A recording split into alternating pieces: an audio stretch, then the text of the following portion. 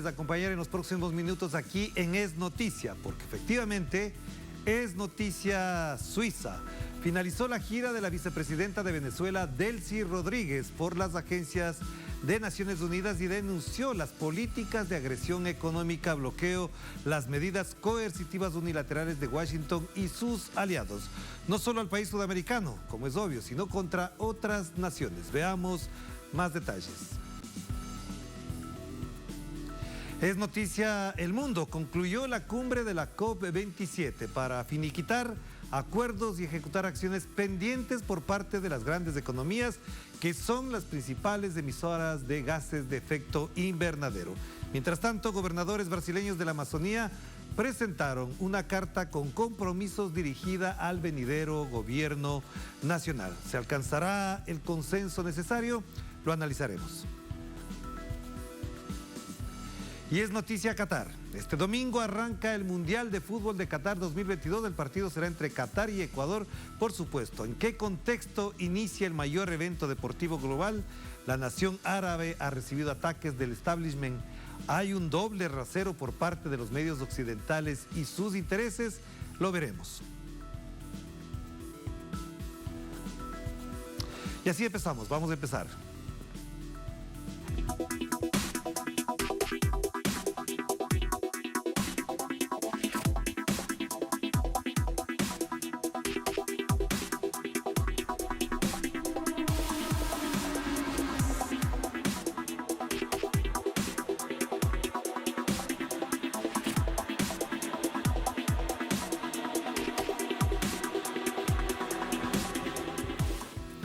Es noticia suiza. La vicepresidenta de Venezuela, Delcy Rodríguez, culminó su visita a Ginebra, donde sostuvo 3 importantes reuniones bilaterales. Una de ellas con el nuevo alto comisionado para los derechos humanos, Volker Turk. La alta funcionaria denunció las agresiones de las que es víctima no solo su país, Venezuela, sino también cerca de 30 naciones más.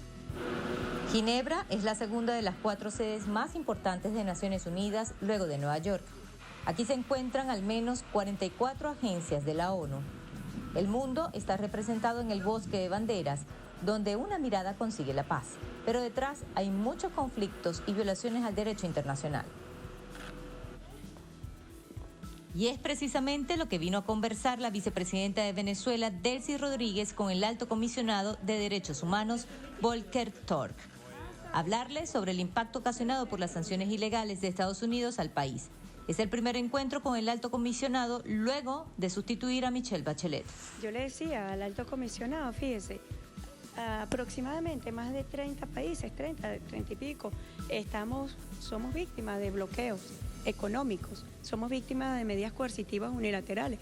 Es algo con lo cual las agencias del sistema de Naciones Unidas puede que no esté muy acostumbrado, están empezando a conocerlo.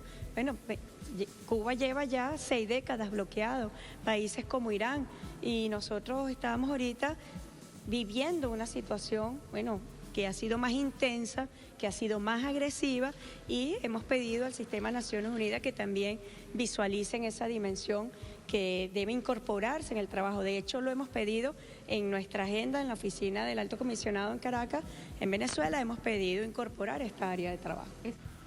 En esa misma dirección, la vicepresidenta Delcy Rodríguez sostuvo 2 encuentros bilaterales más, con la directora de la ONU en Ginebra, donde Venezuela ratificó su aporte al multilateralismo y los desafíos en materia del derecho internacional, y con la secretaria general de la UNCTAD, la Oficina de la ONU para el Comercio y Desarrollo, con quien el gobierno venezolano adelanta un trabajo para la diversificación de las importaciones en el marco de una economía bloqueada. Donde revisamos nuestra agenda común, nuestra agenda de trabajo.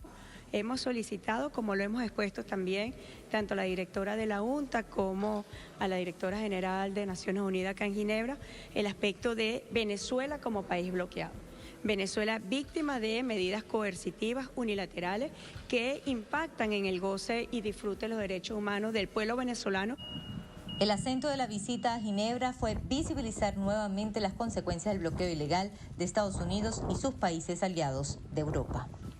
Y en puerta, la invitación al nuevo alto comisionado de los derechos humanos al país. Aquí en Ginebra finalizó la agenda internacional de la vicepresidenta de Venezuela, Delcy Rodríguez, que inició en La Haya, Países Bajos, defendiendo los derechos de Venezuela sobre el territorio Esequibo, que fue despojado hace más de 100 años por el Reino Unido, y concluyó aquí defendiendo también otros derechos vulnerados, pero por las sanciones ilegales de Estados Unidos. Y bueno, Madeleine García se encuentra ya en Suiza y nos amplía la información desde Ginebra. Adelante, Madeleine. Sí, muy buenas noches. Acá en Ginebra concluyó la agenda internacional de la vicepresidenta Delcy Rodríguez, que inició en La Haya con la defensa de los derechos de Venezuela sobre la Guayana Esequiba, un territorio que fue despojado hace más de 100 años por el Reino Unido, y luego de comparecer ante la Corte Internacional de Justicia se trasladó hasta Suiza, hasta acá, en donde se encuentra la segunda sede más importante de Naciones Unidas. Aquí sostuvo 3 reuniones bilaterales muy importantes, una de ellas con el nuevo alto comisionado para los derechos humanos, que sustituyó a Michelle Bachelet, el señor Volker Turk. Acá conversó sobre las consecuencias de las medidas coercitivas unilaterales de Estados Unidos y sus aliados de Europa, las consecuencias en materia de salud, en materia de economía y entre otros aspectos diversos de la vida de los venezolanos. Le pidió al alto comisionado de los derechos humanos que incluyera este tema en la agenda de trabajo que mantiene en la oficina en Caracas, y que no solamente viola los derechos humanos, sino también el derecho internacional. La vicepresidenta también se reunió con la secretaria general de la UNTAC, que es la oficina de la conferencia de la ONU sobre el comercio y el desarrollo, y es que el gobierno de Venezuela ha venido trabajando con esta oficina para la diversificación de las exportaciones, entendiendo esto en el marco de una economía bloqueada, y ha sido muy importante y fructífera también esta reunión. Y por último también se reunió con la directora general de Naciones Unidas acá en Ginebra, hablando un poco sobre el tema del multilateralismo, de la defensa de Venezuela, del derecho internacional. Todo esto con el espíritu nuevamente de denunciar estas sanciones ilegales de Estados Unidos, y que Venezuela forma parte de esta lista de más de 30 países que son víctimas de estas medidas coercitivas, y bueno, todo lo que esto implica para el desarrollo de la nación. Así concluye entonces esta agenda internacional de la vicepresidenta Delcy Rodríguez, y también nuestra cobertura desde aquí. Gracias, Madeleine. Y ahora, para ampliar el análisis, tenemos a Ana Cristina Bracho, abogada, magíster en Derecho Público y Derechos Fundamentales. Ana, ¿qué tal? Qué gusto tener acá. ¿Cómo está? Bienvenida. Gracias. ¿Cómo evalúa usted que este momento Venezuela se inscribe dentro del contexto de lo que hace pocos años era negada, excluida y prácticamente estigmatizada?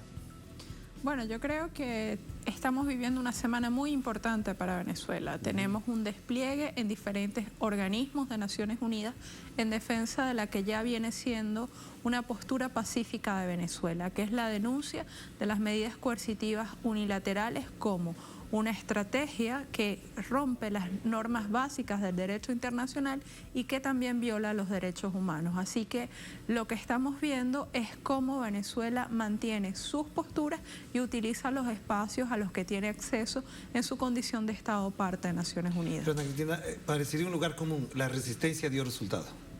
Sí, sin duda, la resistencia y además la coherencia. Es muy importante mantener o destacar que lo que ha ocurrido esta semana forma parte de lo que siempre ha dicho el gobierno de Venezuela. El gobierno de Venezuela ya tiene desde el 2018 denunciando en foros internacionales la coerción internacional, y lo único que ha hecho es mantener su postura y buscar la recuperación de los espacios de Naciones Unidas en el uso de su condición de miembro. Pero usted, ¿cómo valora que esto ocurra ahora, dadas las características, por ejemplo, de lo que le sigue pasando a Cuba y le pasa a otros países como, por ejemplo, Nicaragua? ¿Por qué ahora Venezuela sería distinto? Bueno, yo creo que tenemos que ver que han habido momentos muy importantes en materia de la coerción.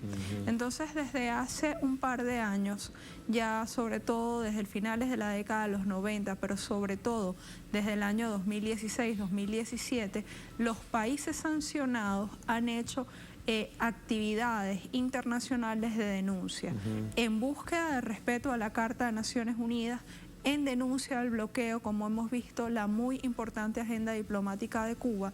Y en este caso, Venezuela va a ir hacia dos ejes fundamentales, porque vemos lo que hizo hoy la vicepresidenta. En primer lugar, va a denunciar que la coerción viola los derechos fundamentales, manteniendo la postura que ya había tenido ante el alto comisionado. Y en segundo lugar, abre un nuevo espacio de batalla ante los espacios sobre el desarrollo.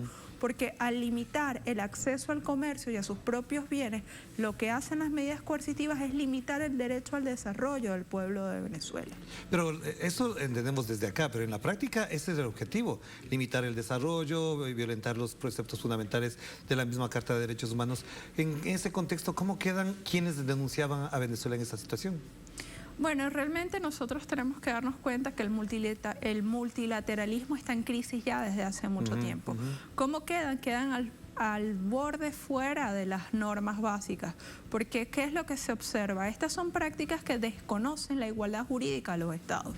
Si los estados están en la misma posición, ninguno puede venir a sancionar al otro, porque yo tengo que tener una autoridad para venir a sancionarlo. ¿Y qué es lo que tenemos? Tenemos la pugna de cuál es el orden jurídico internacional justo, cuál es el orden de un mundo que ya levantó las banderas y denunció que el colonialismo es una práctica antijurídica e injusta.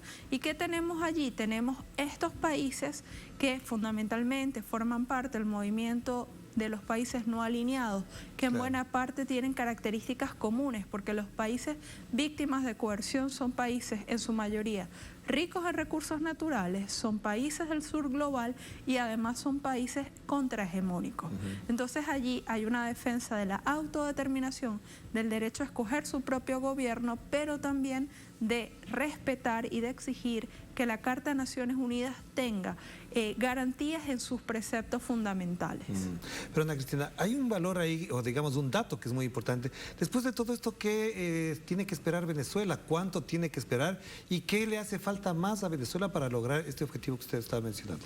Bueno, yo creo que Venezuela está muy clara que necesita un gran despliegue, que es lo que estamos viendo.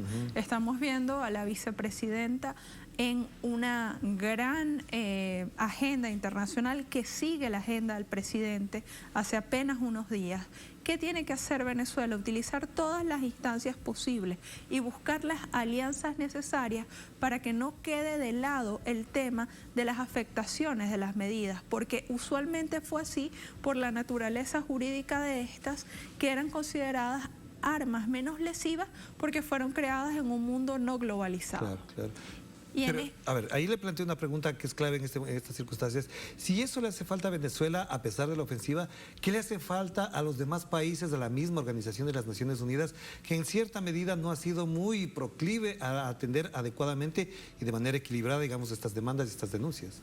Bueno, yo creo que ahí es importante buscar mecanismos que aumenten el peso, porque podemos decir no ha pasado gran cosa, pero no podemos olvidar que en el 2014 a solicitud de estos países se creó una relatoría específica sobre medidas coercitivas, que es la que alimenta la jornada, por ejemplo, de la vicepresidenta hoy, y que ha obligado al Alto Comisionado de Derechos Humanos, al Consejo de Derechos Humanos, a referirse a ese tema que no estaba visto desde esa óptica, que los caminos internacionales son lentos y que en realidad cuando observamos la naturaleza de las medidas coercitivas vemos que rara vez son levantadas, que además estamos buscando una respuesta jurídica a un hecho antijurídico.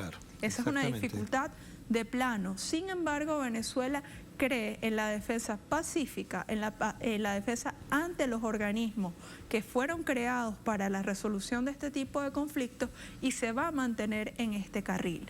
Al mismo tiempo, no hemos de olvidar que en lo que no es la dimensión de las multilaterales, Venezuela avanza en una importante agenda de diálogo, donde Venezuela también ha dicho: mi condición es el levantamiento de las medidas coercitivas unilaterales, fundamentalmente por el impacto que tienen sobre los derechos humanos, pero en específico los económicos y sociales, viendo principalmente alimentación y salud. Claro que son en definitiva los más afectados. Sin dejar de lado lo que está pasando con Venezuela, en este momento se convierte Venezuela en el líder o en la fórmula que acompaña a otros países. En la nota se escuchaba de 30 países.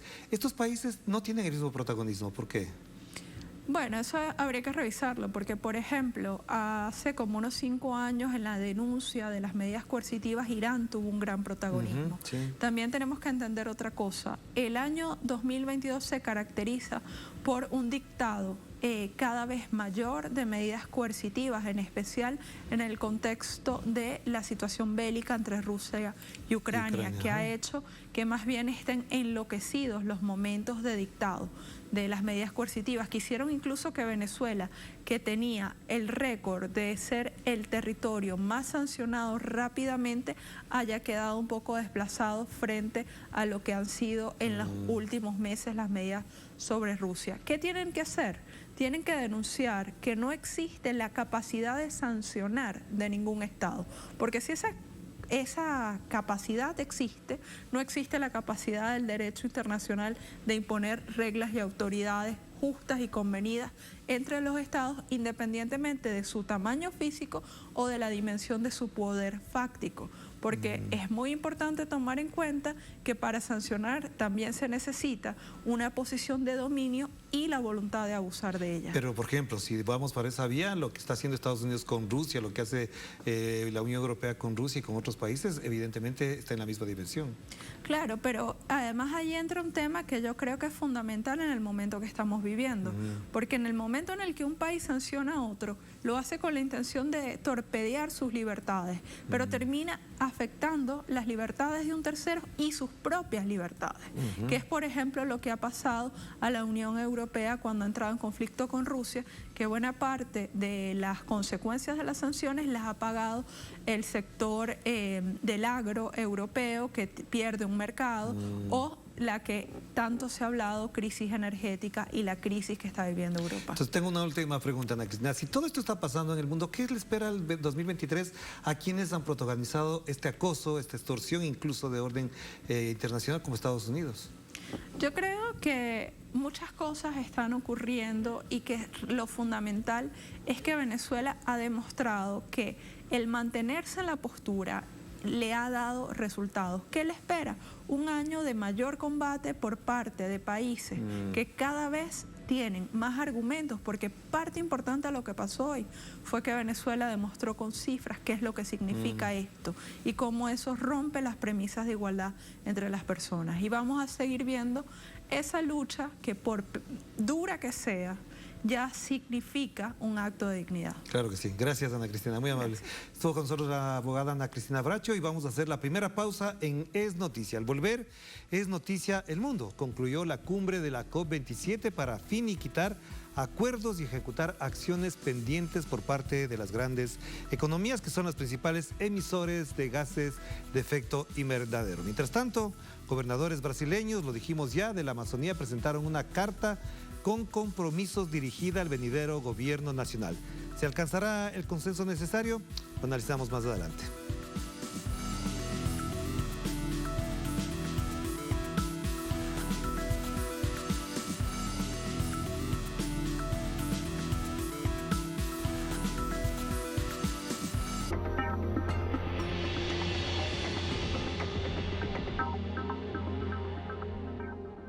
En Conviasa sabemos lo importante que es mover tu negocio. Por eso ofrecemos el servicio Conviasa Cargo. Hoy llevamos tu mercancía a más de 16 destinos internacionales. Con personal calificado y la mejor tarifa del mercado, podrás enviar hasta 90 toneladas. Contáctenos por nuestra página web, correo o el número que aparece en pantalla.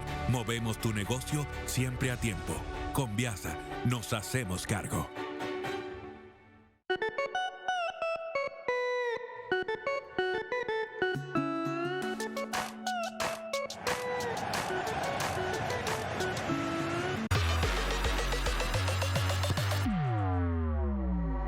El estadio está listo, las barras se encienden y la emoción no se hace esperar.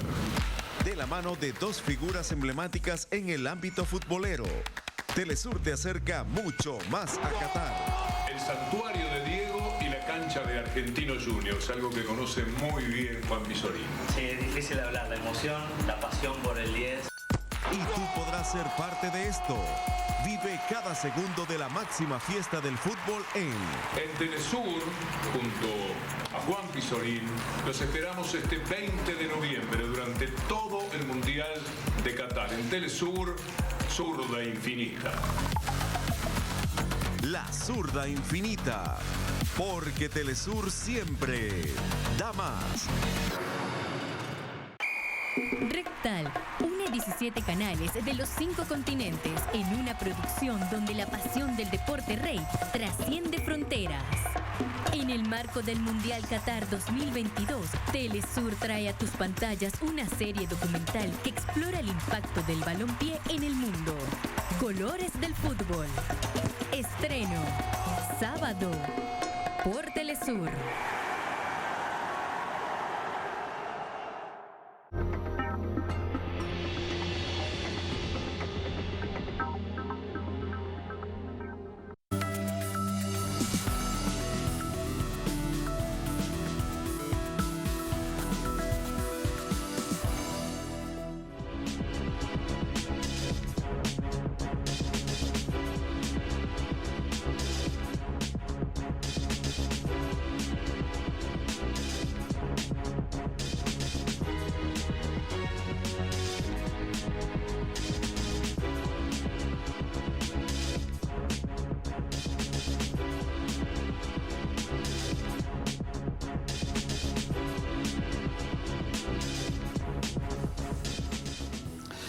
Es noticia El Mundo. Finalizó la conferencia de las Naciones Unidas sobre el cambio climático en Egipto y aún no se alcanza consenso para los acuerdos clave. Algunas delegaciones incluso se retiraron mientras líderes siguen negociando un acuerdo. La Agencia Climática de las Naciones Unidas publicó un primer borrador de 20 páginas de un esperado acuerdo final de la COP27 en la víspera que deba quedar aprobado, aunque no hay consenso al respecto. El evento se prorrogó hasta el domingo para seguir las conversaciones o encontrar un punto común de entendimiento y que refleje los intereses de todos los países involucrados.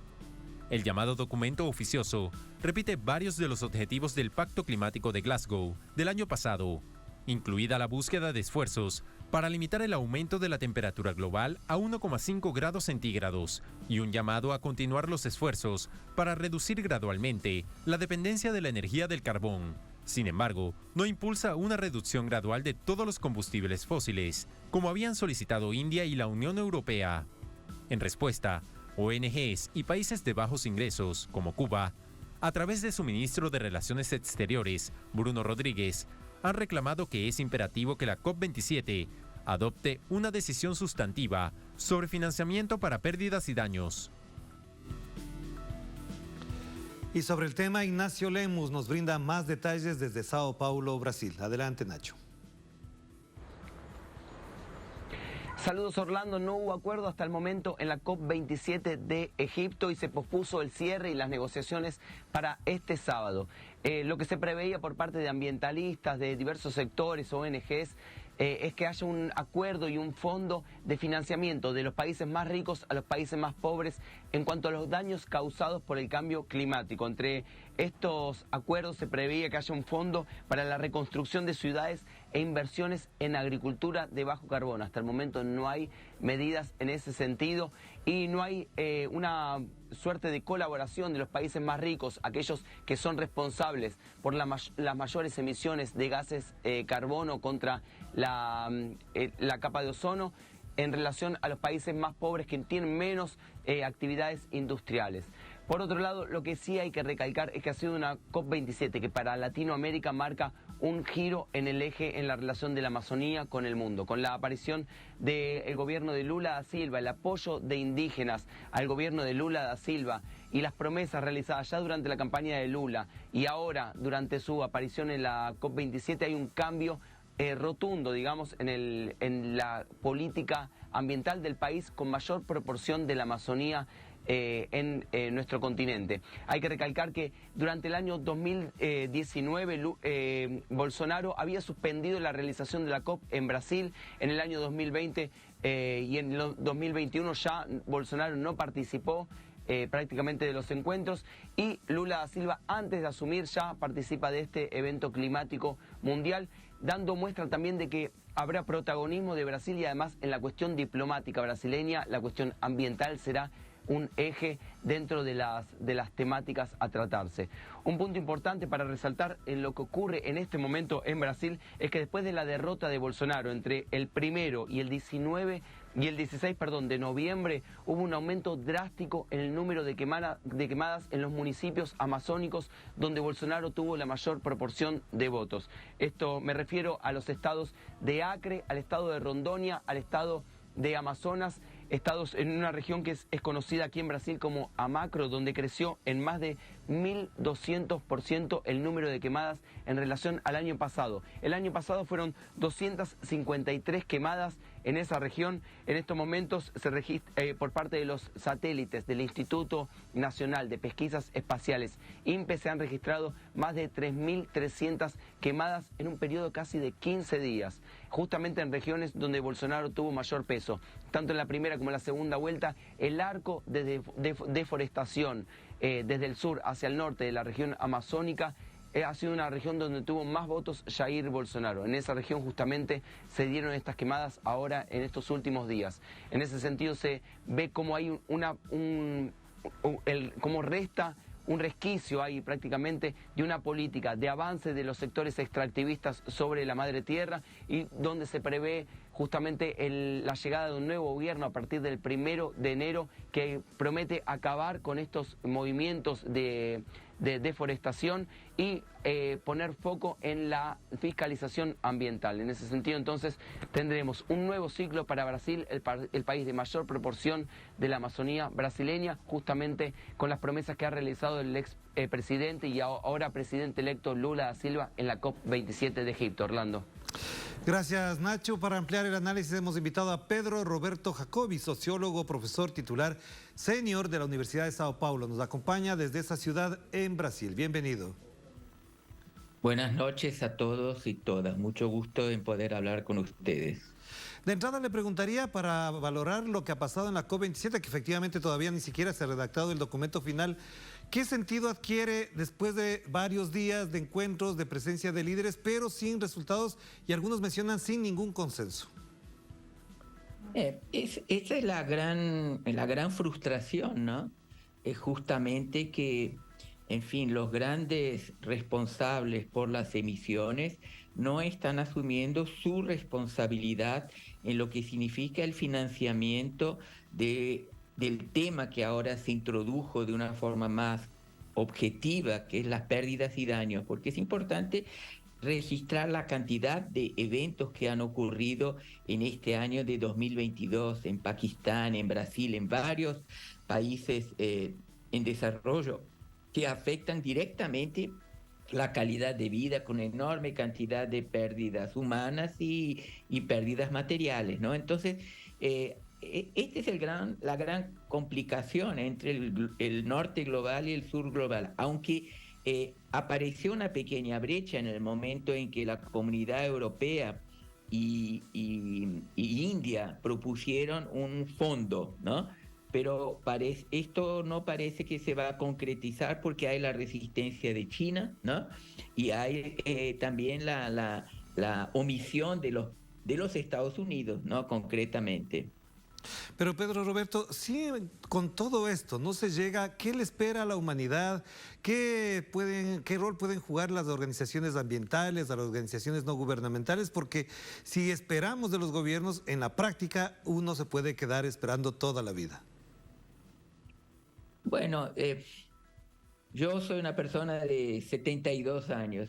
Espero que los jóvenes sean cada vez más hagan cada vez más presión, se movilicen cada vez más, vengan a asumir cargos de gobierno, de lideranza, vengan a tener papeles diferentes en los procesos de descarbonización, de la presión que tenga que ocurrir sobre los, sobre los oligopolios de los combustibles fósiles, ¿no?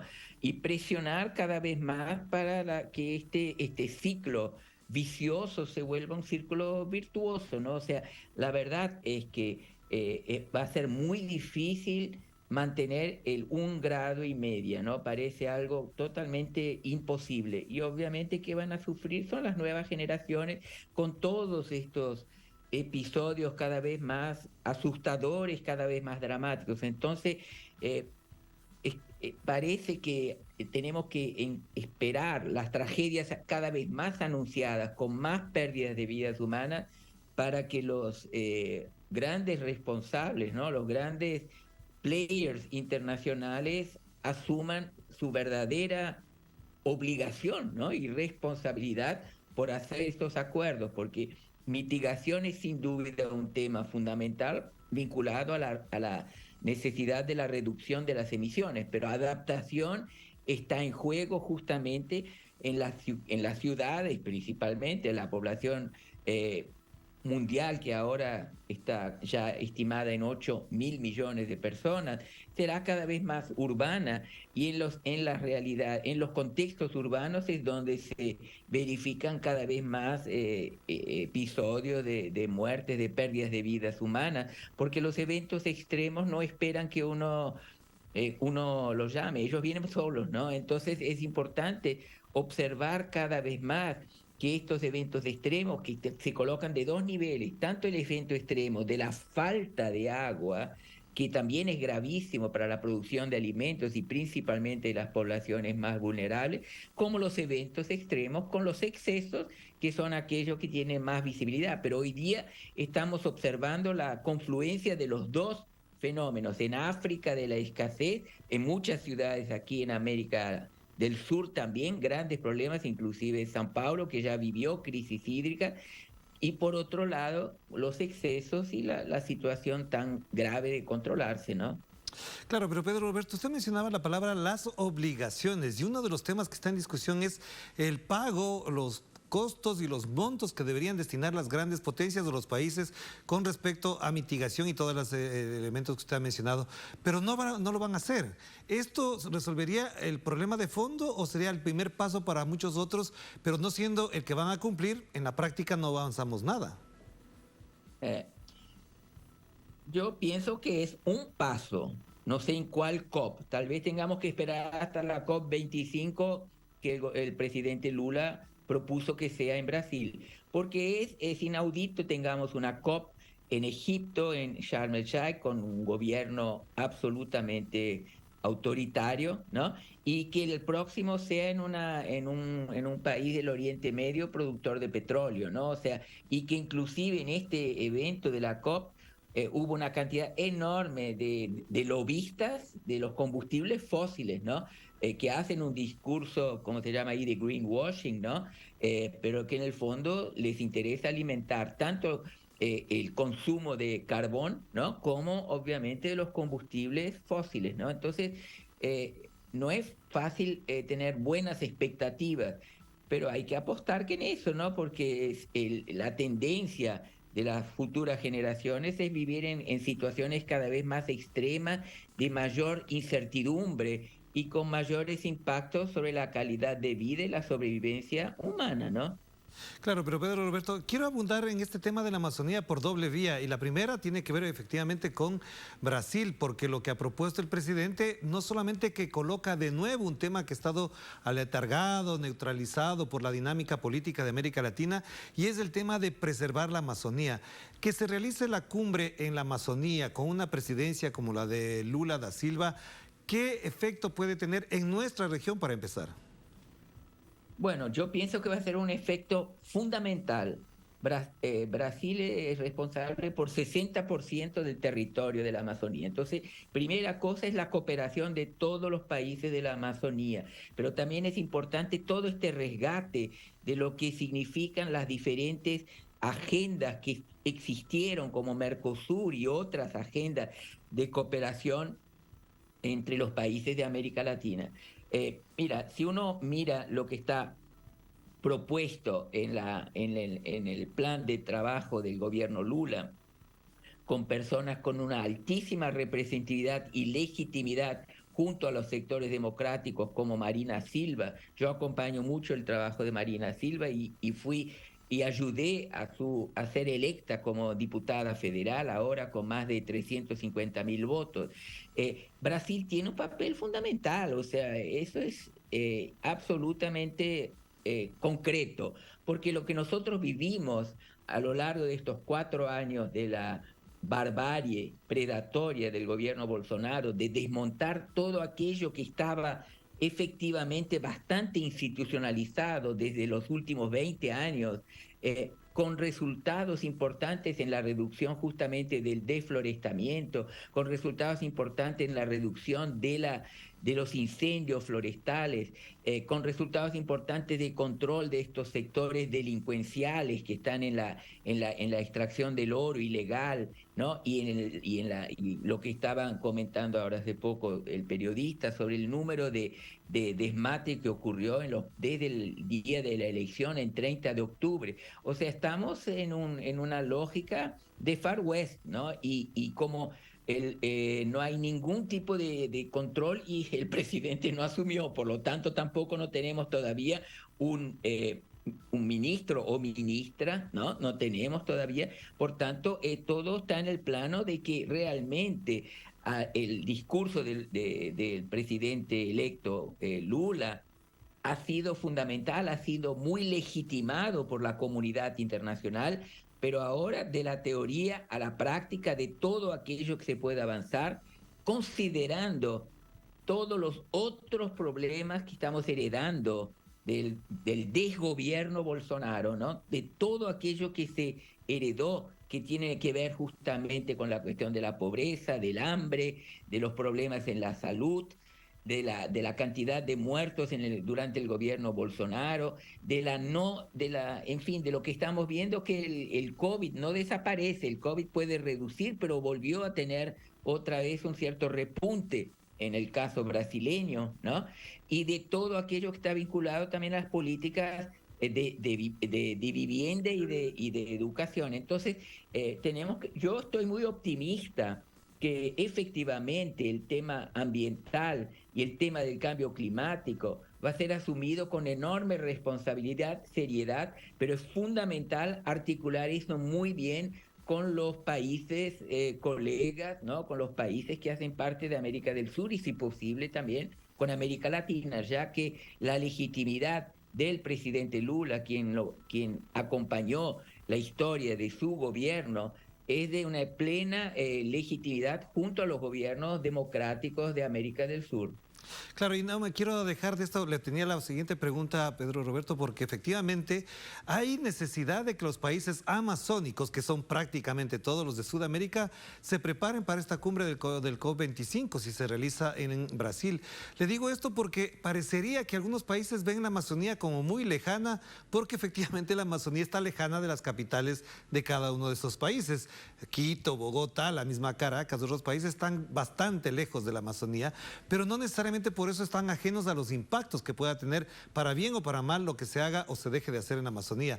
¿Será necesario previamente a la COP25 una cumbre de países amazónicos, restablecer esos mecanismos de los países para abordar el tema amazónico fundamentalmente? Sin duda. Mira, yo soy presidente del Consejo América del Sur del ICLEI, que es Gobiernos Locales por la Sostenibilidad. El ICLEI ha apoyado el Pacto de las Ciudades Amazónicas en Brasil. Este tipo de pacto tiene que ser ahora concretizado para todos los países de la Amazonía. Claro que tiene que haber bastantes encuentros, porque dentro de la propia Amazonía brasilera hay ciertas visiones mucho menos progresistas. Hay gobernadores que piensan que es posible mantener la misma lógica de desarrollo y reducir el desmatamiento. No es bien así. Tenemos que mirar a la Amazonía con una perspectiva de que es una fuente importante de bioeconomía, de sistemas agroforestales, de reconocer la importancia de las poblaciones tradicionales, ¿no? Todo eso tiene que ser integrado en América Latina, en América del Sur principalmente, y esto exige mucho diálogo, mucha conversación. Entonces estoy convencido que en la medida que el gobierno Lula se compromete con esto, va a estar construyendo este diálogo articulado, este proceso en el cual todos tenemos que ser ganadores, ¿no? La idea de ser ganador, ganador. Y esto es fundamental, para esto es fundamental el diálogo, ¿no? O sea, lo que nosotros no tuvimos en Brasil durante tantos años es la total falta de diálogo, el total comportamiento predatorio, destructivo, que alimentó la delincuencia en la Amazonía y en otras partes del país, lo que referimos a la protección de la biodiversidad, ¿no? Porque es importante destacar lo siguiente: en la medida que reduzcamos principalmente el desmate en la Amazonía, nos vamos a tener seguramente mucho más garantía de la disponibilidad de agua, porque la Amazonía es caracterizada justamente por la existencia de aquello que los cientistas han llamado de ríos voladores, que tiene que ver con la evapotranspiración de la flora, ¿no? Entonces, en la medida que se reduzca cada vez más la destrucción, nos vamos a garantizar también aquello que los cientistas están muy preocupados, es que la Amazonía se vuelva una sabana, o sea, una tierra mucho menos productiva. Y la Amazonía tiene un enorme potencial de tener tanto una garantía de protección de biodiversidad, de garantir también calidad de vida para la población de las regiones más aisladas de la Amazonía y principalmente un aprovechamiento económico sostenible. Claro que sí. Gracias, Pedro Roberto. Muy amable por atender esta invitación. Estamos muy contentos de escuchar sus reflexiones y, por supuesto, atentos a lo que pase en Brasil y en toda la Amazonía. Le mando un abrazo. Que esté muy bien. Un gran abrazo a todos los oyentes. Gracias a Pedro Roberto Jacobi a propósito de la cumbre COP27 de la que hemos conversado a lo largo de esta semana y pendientes de las resoluciones. Vamos a una pausa nueva en Es Noticia. Al volver, Es Noticia Qatar. Este domingo arranca el Mundial de Fútbol Qatar 2022. ¿En qué contexto inicia el mayor evento deportivo global? La nación árabe ha recibido ataques del establishment. ¿Hay un doble rasero por parte de los medios occidentales y sus intereses? Lo veremos.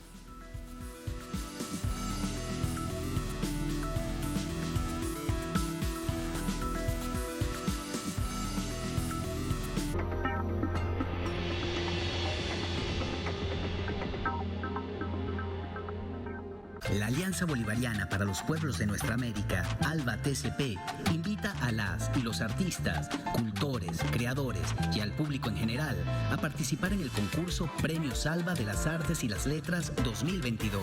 Revisa nuestras bases en la página web albatcp.org y nuestras redes sociales. ALBA TCP. Compartimos su sentir, exaltamos sus logros y mostramos su realidad. Nuestro enfoque es global y nos mantiene en sintonía con los pueblos. Los países caribeños también reciben nuestra señal. Con entusiasmo seguiremos transmitiendo para ellos, porque somos Telesur, la señal informativa de América Latina y el Caribe. Es nuestro deber revertir el daño que ocasionamos al planeta. Recuperemos nuestros ecosistemas naturales con acciones en defensa del medio ambiente. Sigamos luchando por un mundo más verde. Miércoles, solo por Telesur.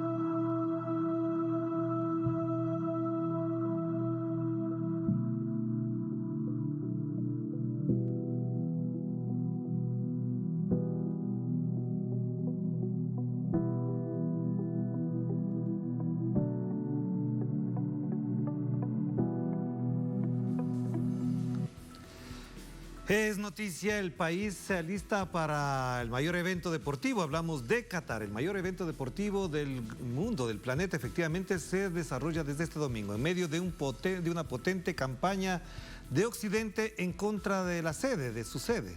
Las denuncias por violaciones de derechos humanos vienen de parte de naciones con rabo de paja, hay que decirlo, así es. Qatar, uno de los países más ricos del mundo, será la primera nación árabe y musulmán que realiza la Copa del Balompié. Se estima que cerca de 1,2 millones de espectadores arriben a este territorio para el torneo de un mes, que inicia este 20 de noviembre. A diferencia de las fiestas del fútbol, que se celebraron en Francia o Alemania en 1998 y 2006, respectivamente, Qatar ha sido objeto de una campaña particularmente desde Occidente, en relación a los derechos humanos y actitud hacia la orientación sexual.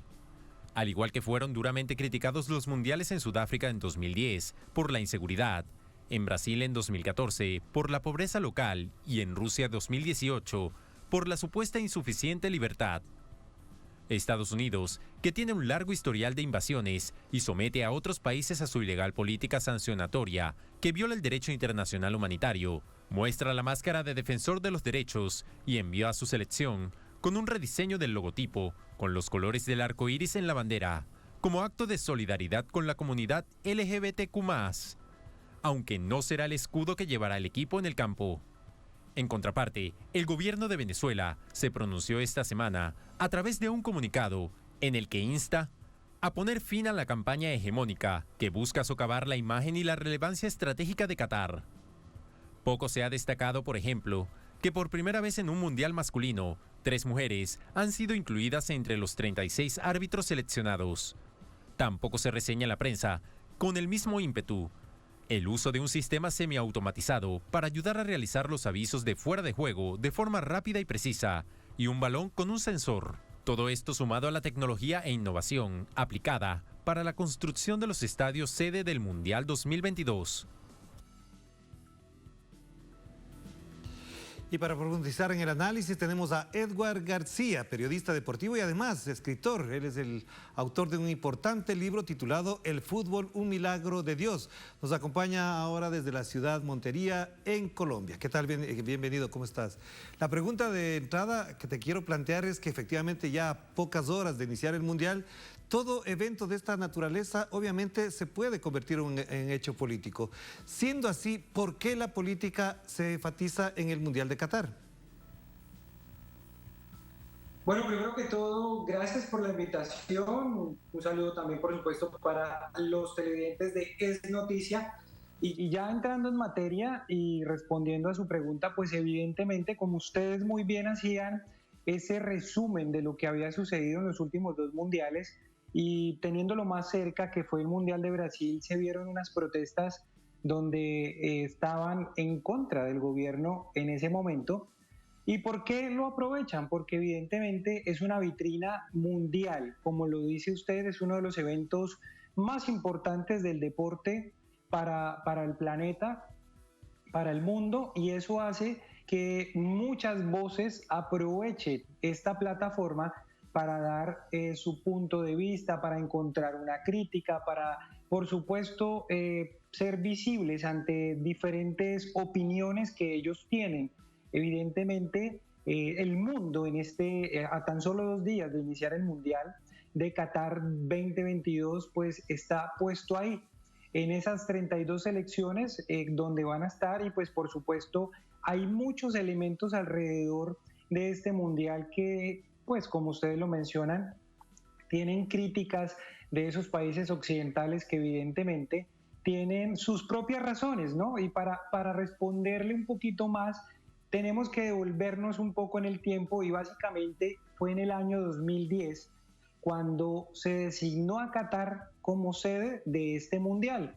Recordemos que en ese momento el presidente de la FIFA era Joseph Blatter, que hace algunas semanas confirmó, o por lo menos dio unas declaraciones muy polémicas donde decía que este Mundial de Qatar 2022 debería ser en Estados Unidos, pero él hace unas declaraciones donde dice que Joseph Blatter, en ese momento presidente, y Michel Platini, que en ese momento era el presidente de la UEFA, pues, por decirlo de alguna manera, desnivelaron la balanza y le dieron el Mundial a Qatar 2022, y a partir de ahí se empezaron unos ataques distintos desde todos los puntos de vista. Empezaron a atacar a la FIFA, a los dirigentes, por eso se pudo descubrir, por ejemplo, el tema del FIFA Gate. Muchos elementos a raíz de eso que han hecho que desde cualquier aspecto, desde los medios, critiquen diferentes situaciones que evidentemente ya todos conocíamos cómo era la cultura en Qatar y lo que íbamos a encontrar ahí. Pero Edward, efectivamente se trata de un evento también de orden comercial, se mueve mucho dinero, las marcas apuestan durísimo, tú sabes perfectamente que además las cadenas internacionales de televisión apuestan todo su arsenal comercial y económico para esto. ¿Hasta dónde hace la diferencia con respecto a Rusia en este plano, en el plano absolutamente comercial? Bueno, mire, justamente ayer la Federación Catarí sacó un comunicado donde prohibía que las personas que estaban dentro de los estadios pudieran ingerir bebidas alcohólicas. Y recordemos que hay una marca muy grande a nivel mundial que patrocina este evento, una cervecería, y evidentemente eso le va a ocasionar problemas a la FIFA porque son patrocinadores que ya vienen con el evento, son patrocinadores que están ahí y como tú lo mencionas, pues por supuesto hacen parte de todo de este evento comercial como lo es una Copa del Mundo. Son problemas que le van a acarrear a la FIFA porque muy seguramente ese patrocinador que hace parte y que por supuesto paga muchísimo dinero para estar ahí, para estar en ese evento y por supuesto para que su producto sea comercializado, pues ya tiene algunas restricciones.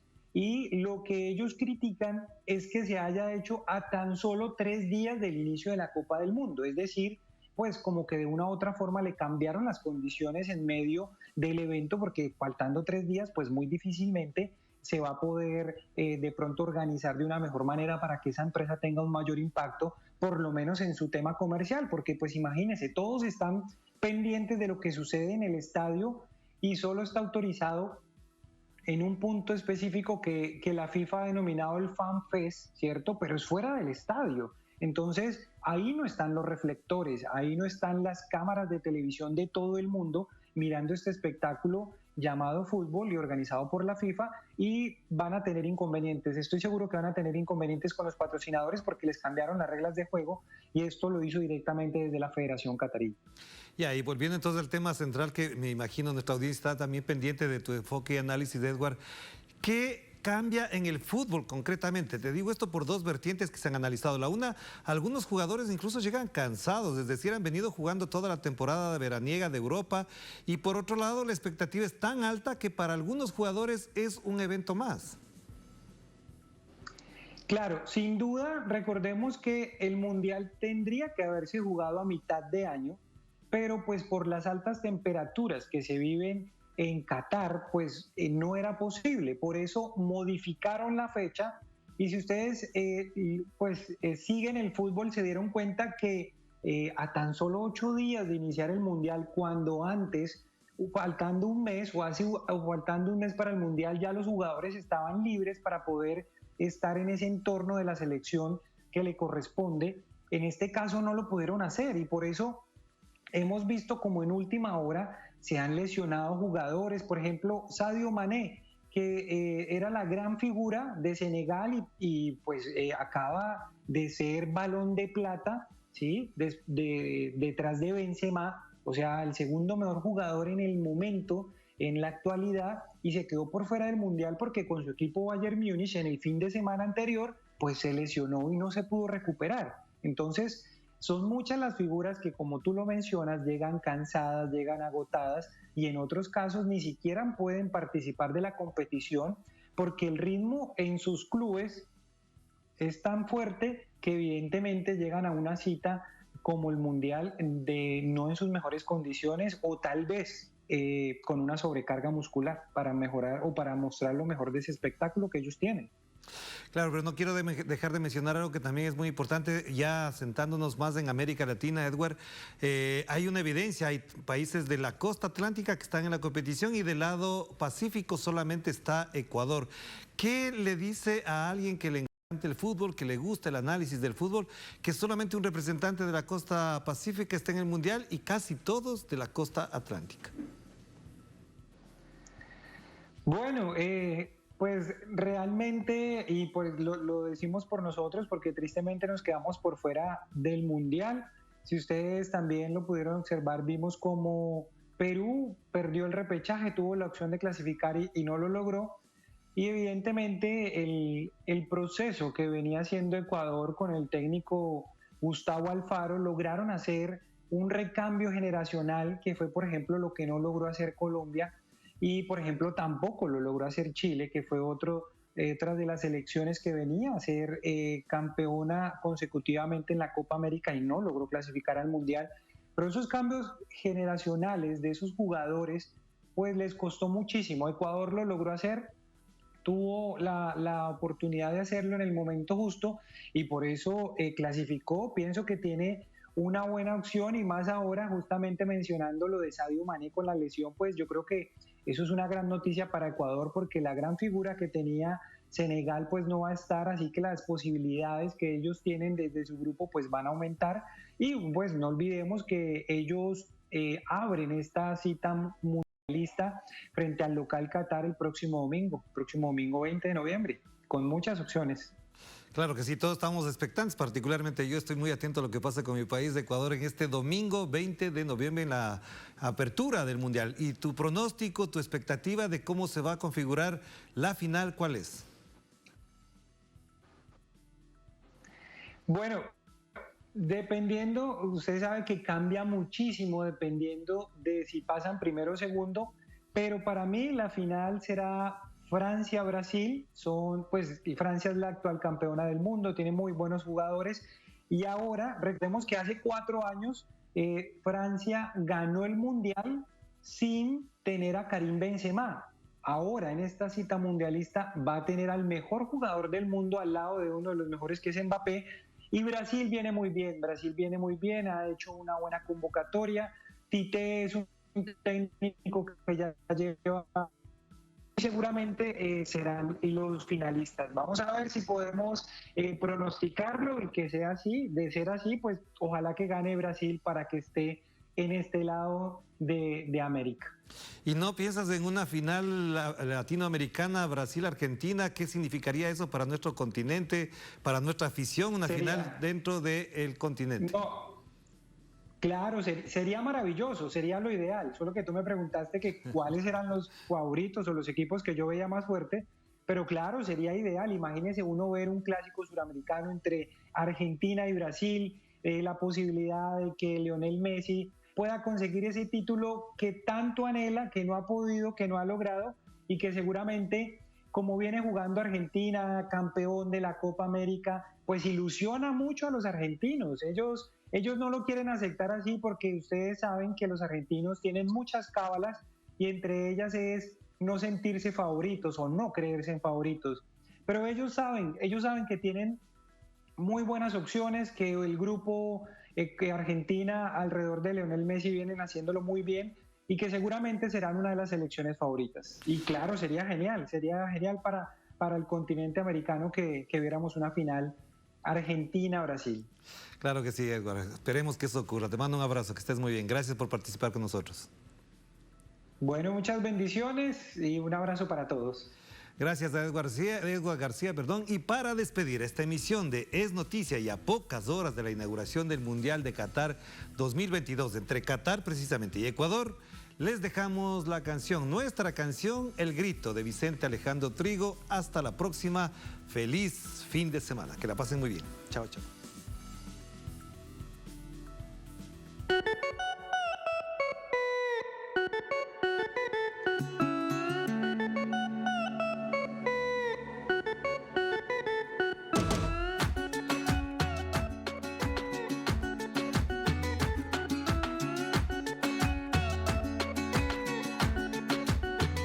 Comienza a silbar, de vuelta a la fe.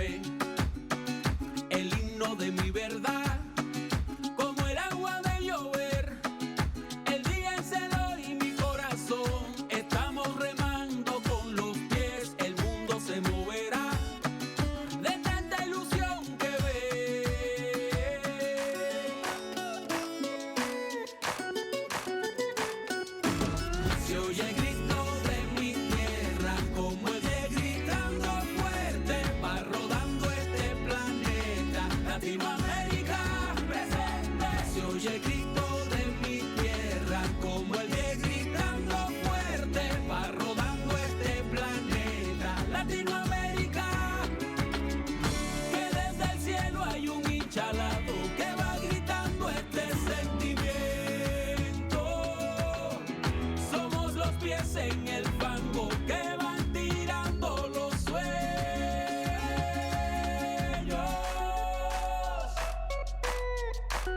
¡Vámonos! Se oye el grito de mi tierra como el de gritando fuerte va rodando este planeta. Latinoamérica presente. Se oye un grito que retumba, lleva la zurda infinita como el sol que nos alumbra. Latinoamérica. Se oye el grito, se oye el grito, se oye el grito, se oye el grito, el grito, el grito, se oye el grito, se oye el grito, se oye el grito, se oye el grito, el grito,